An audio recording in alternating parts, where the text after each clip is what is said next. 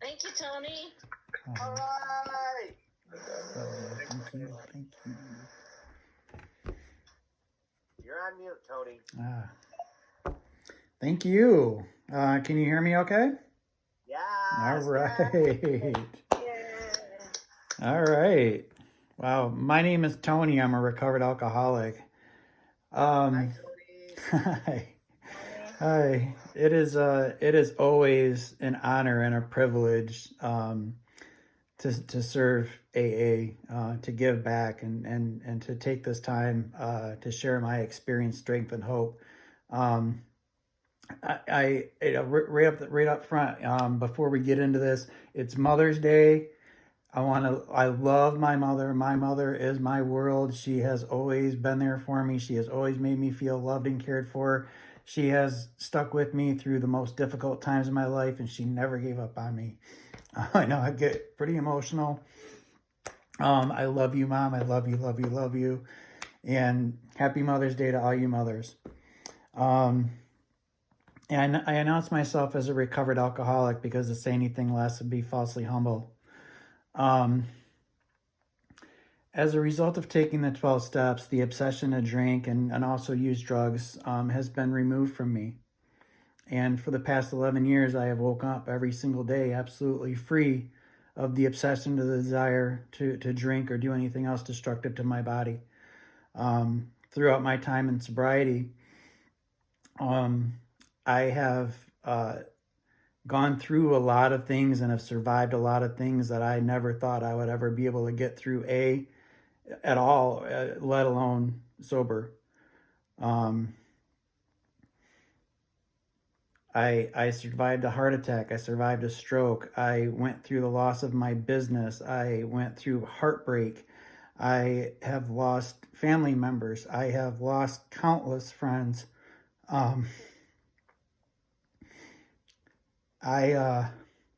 I've come out on the other side of a lot of very difficult things. I went through a period where I was literally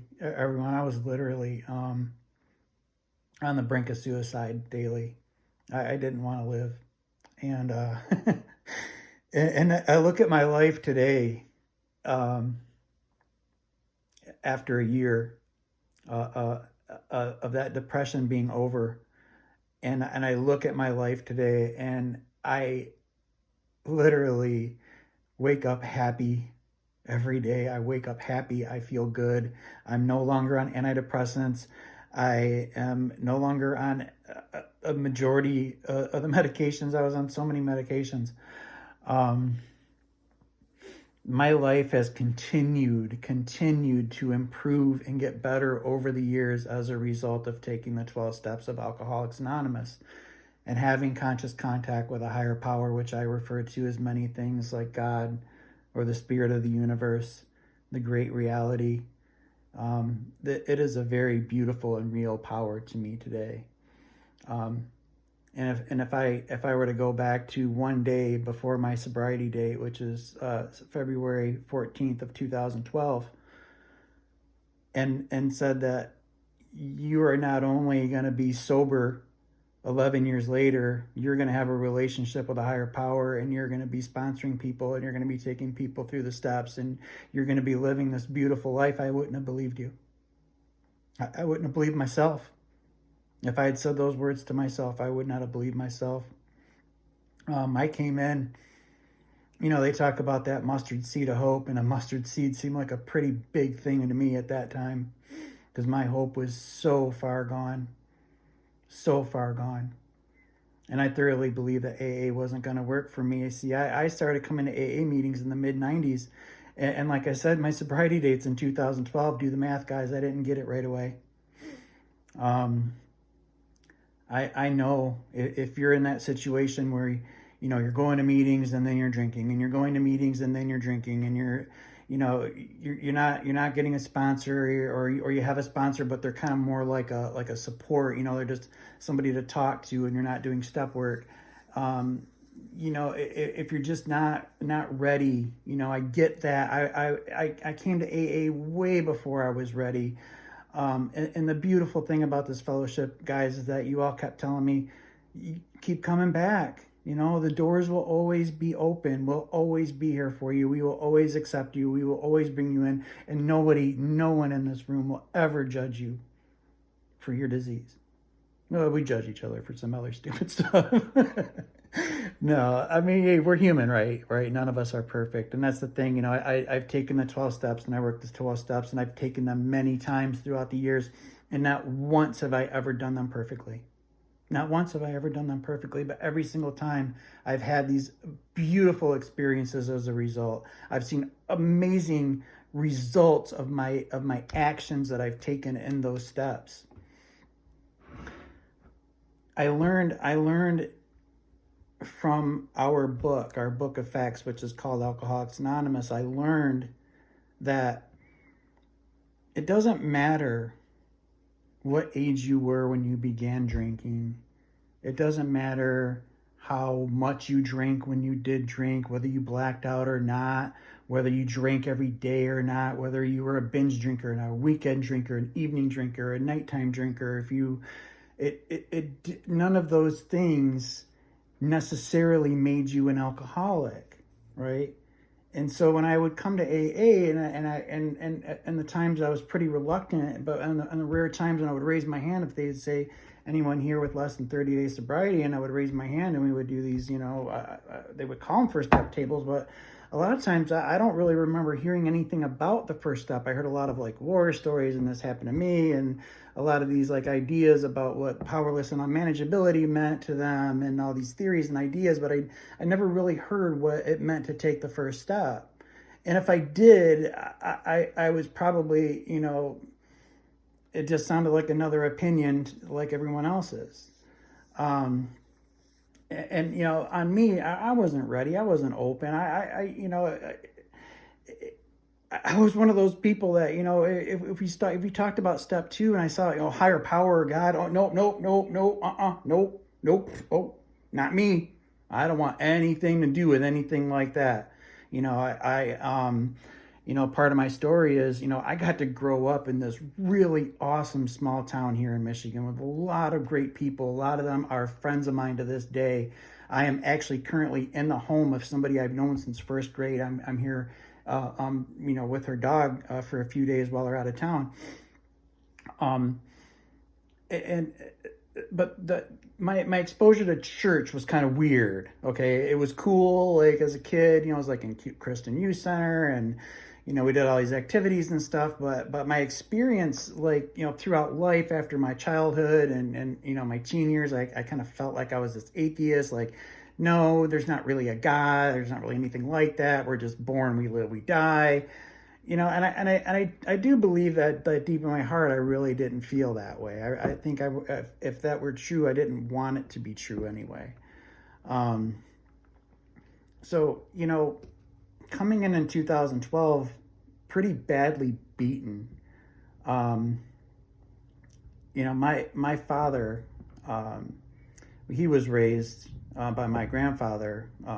He had my uncles and my father drinking as children, like literally as children, as like toddlers, literally, like you know, from the time they could drink, basically they were drinking alcohol, and they've all died in their mid-50s, and you know, they were doing that with me. You know, they were giving me beer and liquor when I was just 3-4 years old. Like one of my first memories of childhood is drinking peppermint schnapps and you know, picking up beers off the coffee table and drinking them, and my uncles, you know, cheering and clapping and yeah, look at that, that's badass, look at little Tony, look at him go, look at him drink that, look at that, that's the best badass, Holmes. You know, and of course, like, I want to be like, you know, I want to impress my uncles and my dad, and I want to be like, you know, like them. I didn't know at that time, you know, that a child who's not born as an alcoholic is going to have a different reaction to that alcohol, right? So like me drinking liquor is different than somebody who doesn't have alcoholism. So a child at, say, 4 years old, when they drink liquor, it's going to look a lot like this. Immediately, they're, oh my God, that's disgusting. You drink that, ew, give me something to give that, ew, that's horrible, ew, I never want that again. This is my experience with liquor.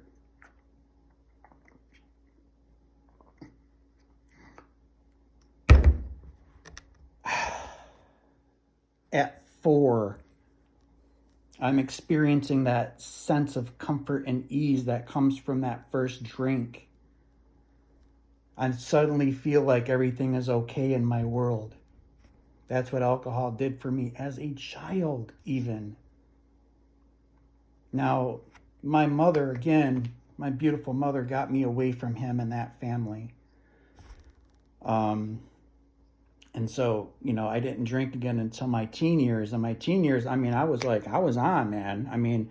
I remember grabbing a beer. It was right after 8th grade, and we had a little party, and I had a beer, and I felt wonderful after that first beer. And it was the same thing, drink, drink, drink. It was like I got recontacted with an old friend, and I was like,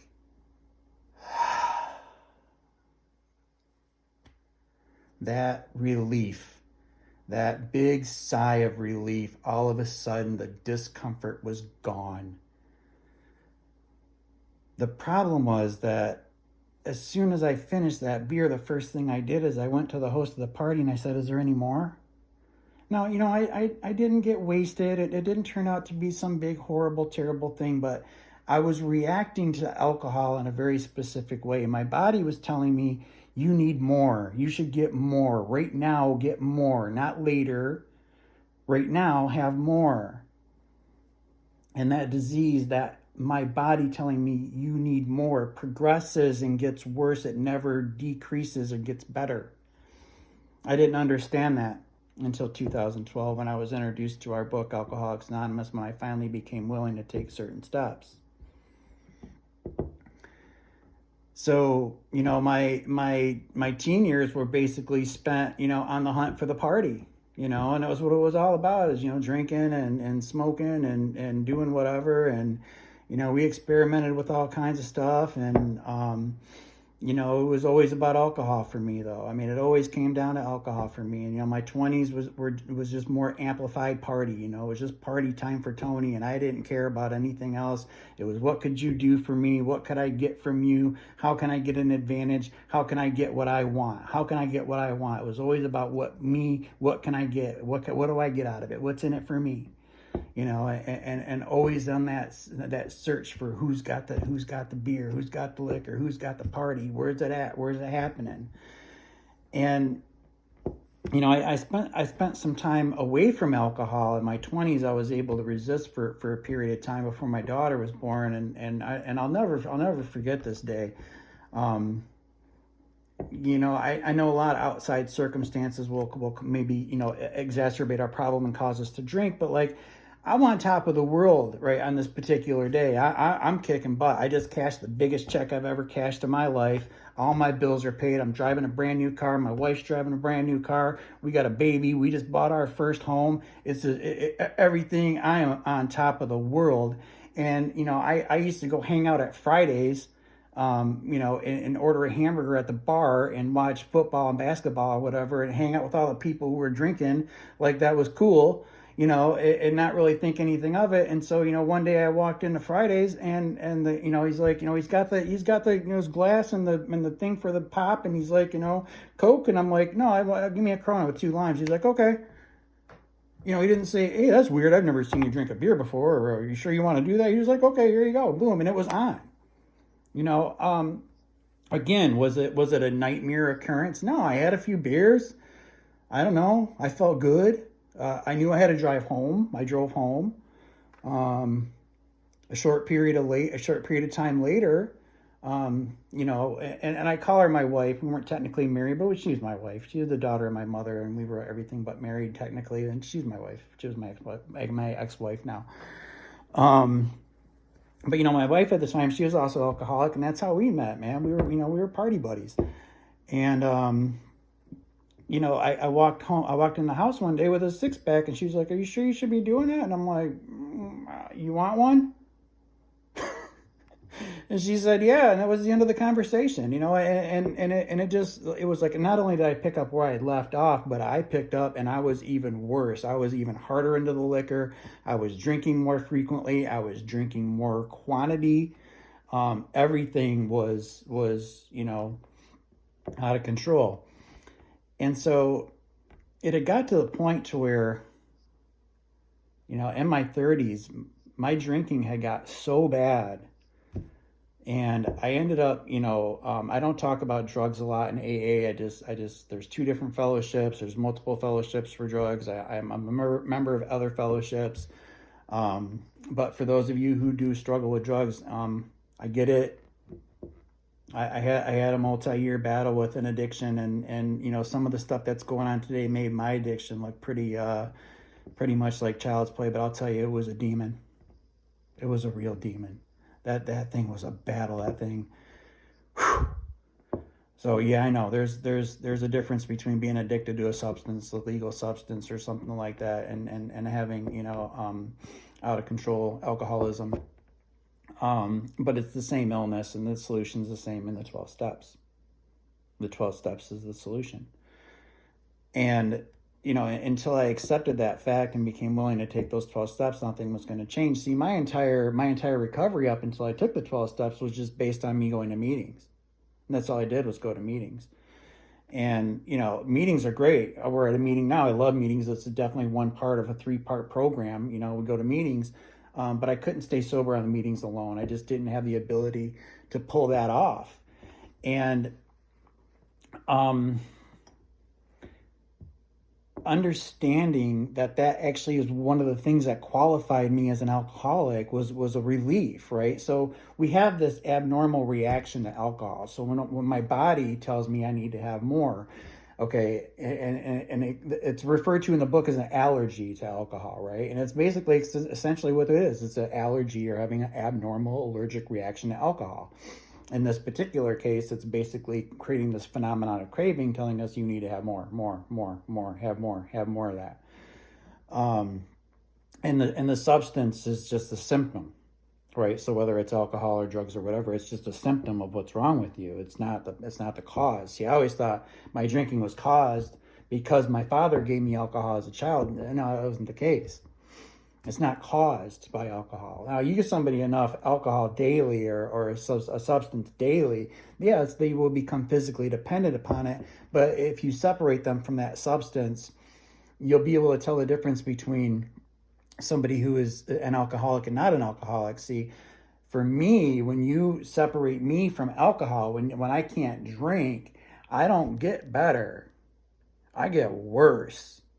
And that feeling of getting worse happened more and more often the more I tried to resist alcohol, the more I tried to abstain, the more frequently and the stronger it pulled me back, the more I drank even more. And I was at a point where I did not want to drink anymore, no more.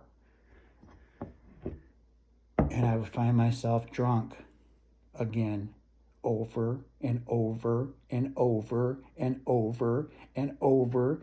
And it was a nightmare. It was torture. It was torment. It was literally hell. I felt like I was in a hole and I was surrounded by darkness. A very good friend of mine who had been sober 6 years at that time, I believe it was 6 years, was taking my calls in the middle of the night when I was all drunk and wasted and crying and, knowing that this guy's got to get up at probably 5:30, 6 o'clock in the morning and put in a 12, 13-hour day, if not longer, and then have to do it all over again the next day. I'm calling this guy at 3, 4 o'clock in the morning, and never once is he telling me, Tony, knock it off. Stop calling me in the middle of the night. Can we just talk tomorrow? No. He was always there. And he would say, Tony, go to a meeting, get a sponsor, work the steps, bro. Come on, man. That's the way out, bro. I'm right here with you. I'll go to a meeting. I'm right here with you, man. I'll take you to your first meeting. Let's go. He did that for 3 years before I finally went to another meeting. And I landed in a meeting where guys were like talking about how great their lives were.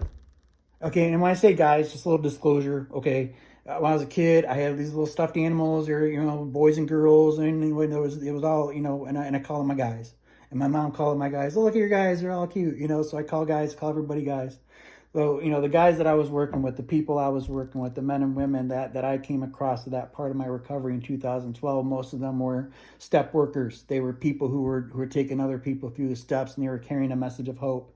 They were telling me, Tony, our lives are better as a result of taking the 12 steps, as a result of having conscious contact with a higher power, right?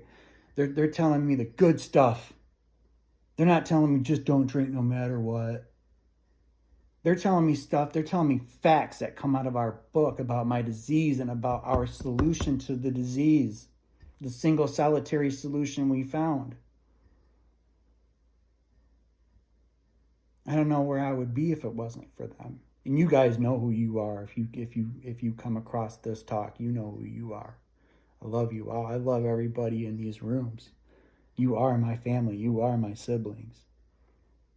And you know that, those of you who have been at meetings with me before, you know it, you see it, right? And so don't worry about what I say. I got my opinions like everybody else. I have my experience like everybody else. My words are my words. It's my actions that count. And it's, what do I do today? What did I do today? Okay? I just went through the 12 steps again a few weeks ago for the second time this year. I don't know how many times I've done them throughout my recovery, but I tell you, it is beautiful, liberating, and amazing every single time, and it's always different. I always think I know what the outcome's going to be, and it's always different. God reveals itself in a different way to me every single time. I feel the Spirit flow through me. And it's beautiful. I don't know how to fully explain it with words. But I see the evidence. I see the evidence of this power in my life and how it affects the others in my life. We're a Mother's Day, right? We're talking about moms. I remember when I got my 30-day token in 2012 and I came home and my mom said, you look better. You look so much better. And I said, Mom, you too. You look better. That's kind of weird.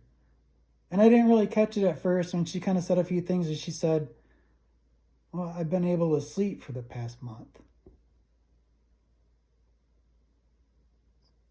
And we alcoholics, we can be so wrapped up in ourselves. We can be so selfish and self-centered. It's definitely the number one trait. But it didn't really occur to me right away that I just got a 30-day token and my mom's been able to sleep for the past 30 days. Because she's not up all night worrying about me, whether I'm gonna be alive or dead the next day. I'm thinking I'm just getting sober for me. It's all about me. And think about how it affects my daughter. In 2012, my daughter was scared, and she got diagnosed with ulcerative colitis, and they had to do all these endoscopy or whatever it's called, the colonoscopy, and we're at Mott Children's Hospital, and there are kids there that have the scarves in their head because they're having cancer treatment. And my daughter's like 11 years old, and I'm like, at first I'm thinking, about my selfish self. Oh, this is what I get for being sober. I got to take my daughter to, Mott. And then it finally occurred to me, I'm right there by her side. She's scared. She's more scared than I could possibly be. And I was there, and I was sober, and I was there for her, and I got to be there for her, and I'm still there for her every single day. I get to live happy. I get to live free of the obsession to drink and use drugs as a result of taking the 12 steps. As a result of Alcoholics Anonymous, going to meetings, having a sponsor, taking others through the 12 steps. That's the success formula I've found. And I'm not just sober. Like I said, my life is awesome. It is. Sometimes when I think about how good it is, if I were to tell you right now all the good things about my life, you would think I was A, bragging, and B, probably lying. How good can somebody's life possibly be?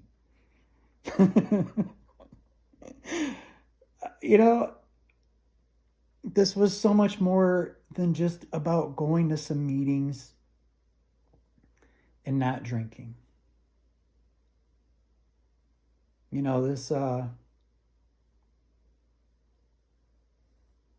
program, this 12-step program, the spiritual program of action, it affects all of us, around everyone around us, everyone in our lives, in one way or the other, you know.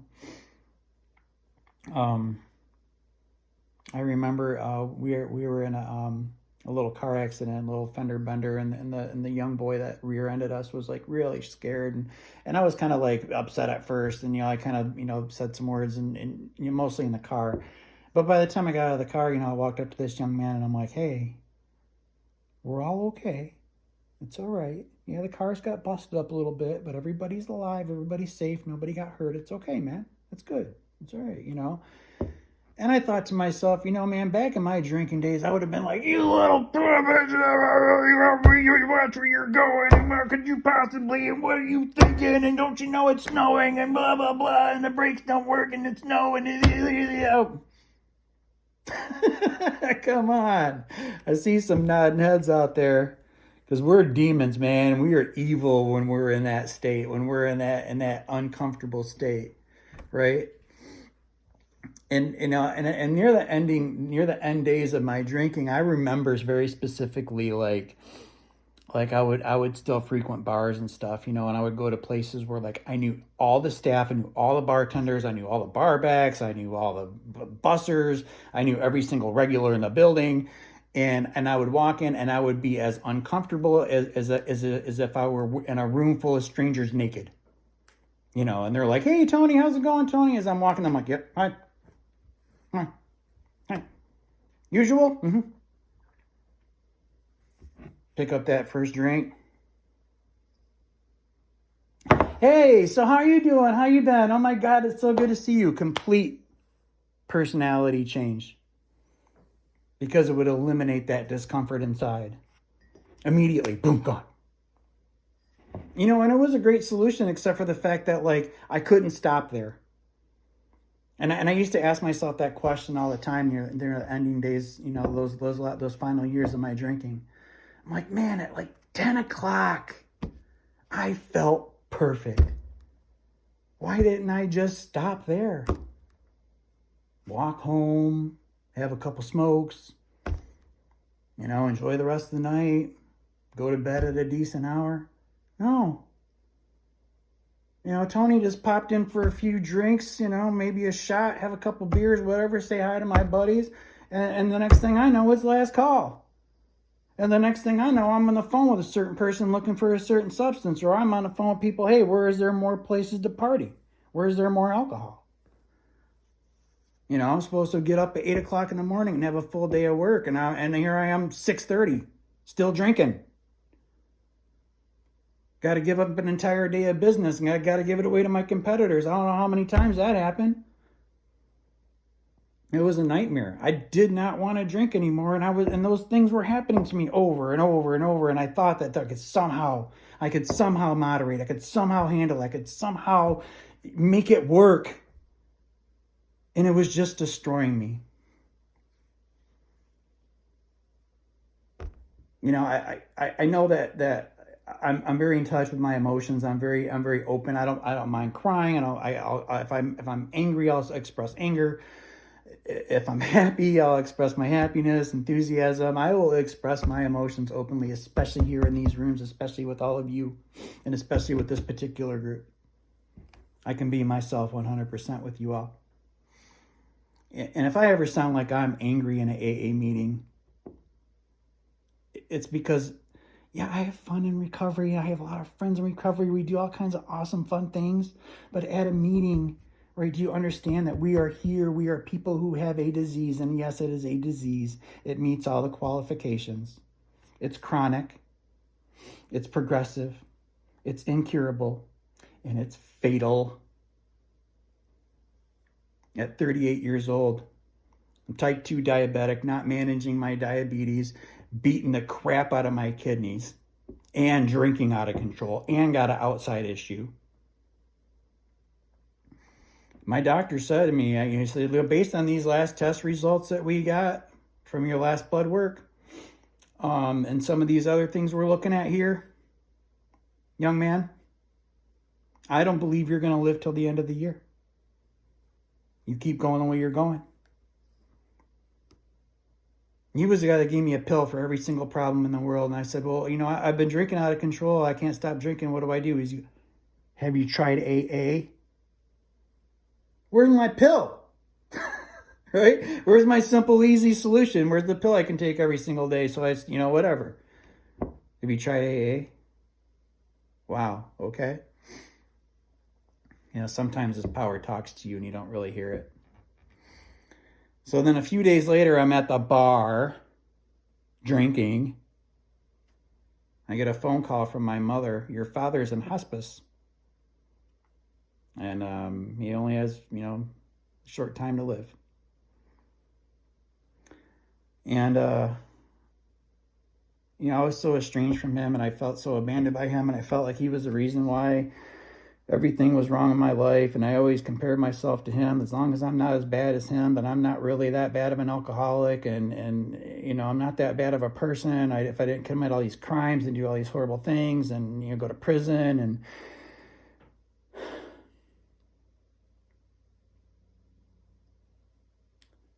the night he passed, I was getting high. And I haven't really said that openly. I've said that to some people close to me, but I haven't said that openly in a meeting like this. And, my phone started blowing up, and it was my family calling me to let me know he had passed, and I didn't respond to a single one of them. I knew it had happened. And so I ended up getting his death certificate, right? And that man had so many things wrong with him, guys. So when I got the death certificate and I saw, description of death, I thought I was going to read like this paragraph. I mean, because, he had like Hep B, Hep C, damaged pancreas, all his organs, his stomach lining was destroyed. He was so badly beaten by alcohol and drugs. There was no way they could ever do any kind of operation on him. He had known he had gone past the point of no return and drank himself to death. He went on to the bitter end. And, it says description of death, end-stage liver failure, liver cirrhosis, period. Alcoholism, period. End of description. I'm like, I'm doing the exact same thing that just killed my dad. And the doctor just told me I'm next. And I'm like 18 years younger than him. And I'm about to die. I didn't come here to get sober. I came here because I didn't want to die. I was desperate. It was my Hail Mary pass. Maybe AA. Maybe AA will work.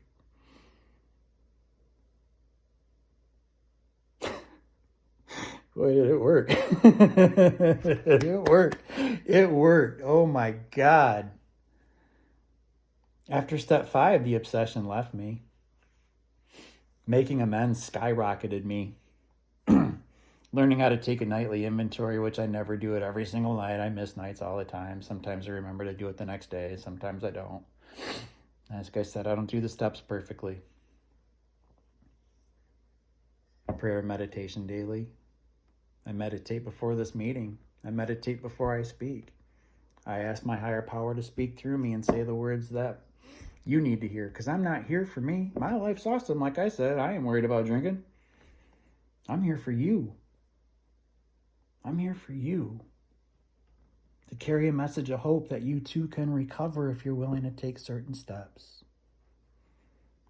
And you can have a beautiful life. There are a lot of people in our fellowship that, alcohol is the problem. They're the heavy, hard drinkers. And, and how it works, we ask, we mentioned the description of the alcoholic. You don't have to read the big book. You don't have to take the 12 steps. If you don't think you have to, all that kind of stuff. But before you call yourself an alcoholic in our fellowship, will you please at least read the description?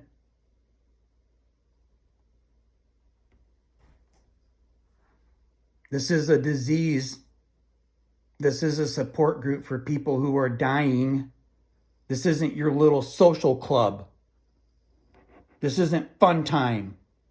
This isn't your middle of the road garbage time. Yeah, I want to know why I'm angry? Some of you already know. Because 3 weeks ago, I buried number 9. Number 9 died this year. And that was in April. And I loved that person.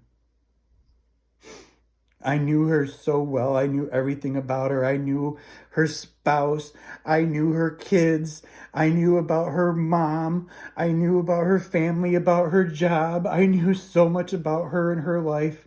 And I was talking to a common friend and I was like, hey, where is she? Have you talked to her? Have you seen her? I haven't seen her or heard from her and I've been reaching out to her. And she's like, Tony, I'm so sorry, but she passed away in April.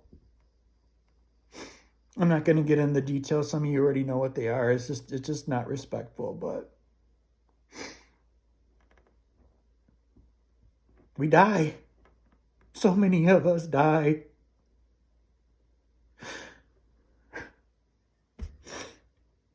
When I meet a friend in AA, I put AA next to their name, and I can't, guys. It's so hard to scroll through AA now in my phone book because most of them are gone. Most of them are gone. I'll tell you what, though, the ones that are left over, the ones that are still alive, the ones that are like the step workers that are still out there taking steps and sponsoring people and going to meetings and praying and meditating and doing the actions, taking the actions, those people, they're still alive. They're still kicking ass and taking names. They're still loving their lives. And they have their families and their kids, and I'm seeing their photos on Facebook, and I'm watching them all grow, and I'm seeing them just loving life. And I want that for you. I want that for you so bad. I know I've been there. I've been there.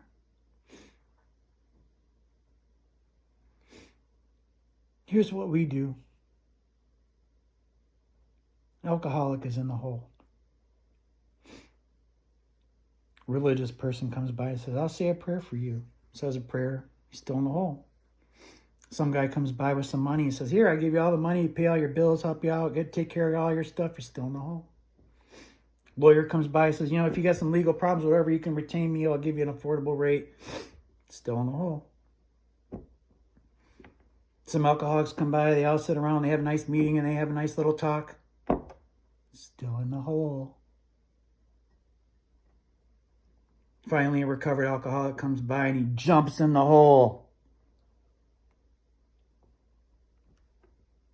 And the other alcoholic who's already in the hole says, what do you do that? What'd you do that for? Now we're both in the hole. It's okay. The recovered alcoholic says, it's okay. Come on. I know the way out. It's 12 steps right out of this hole. The 12 steps work. Higher power is real, whatever it may be to you. Doesn't have to be the definition of anybody else's higher power. It's what it means to you. Set aside what you believe. Be open to a new experience. Try these 12 steps. Go to meetings. Get a sponsor. Go through the steps and help others. Carry a message of hope. I believe in all of you. I love all of you. Thanks for letting me have my little breakdown. I wasn't sure I was going to be able to get through this without crying, and I just said whatever, my higher power is going to talk through me. I'll just we'll go whatever comes out. I do love you all. Thank you for letting me serve. Thank you for letting me be here. Thank you, thank you, thank you, thank you. I want to end with a quick moment of silence, a little meditation. And we're going to take a moment of silence for those that we've lost, especially those who don't have their mothers, for those who are still sick and suffering. And then we'll close with a prayer. I'd like to close with a wee version of the Serenity Prayer. Moment of silence.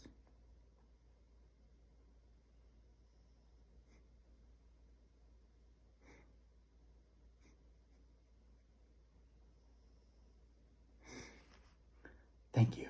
I love you all. That's all I got. Yay. Thank you. Thank you. Tony, love you.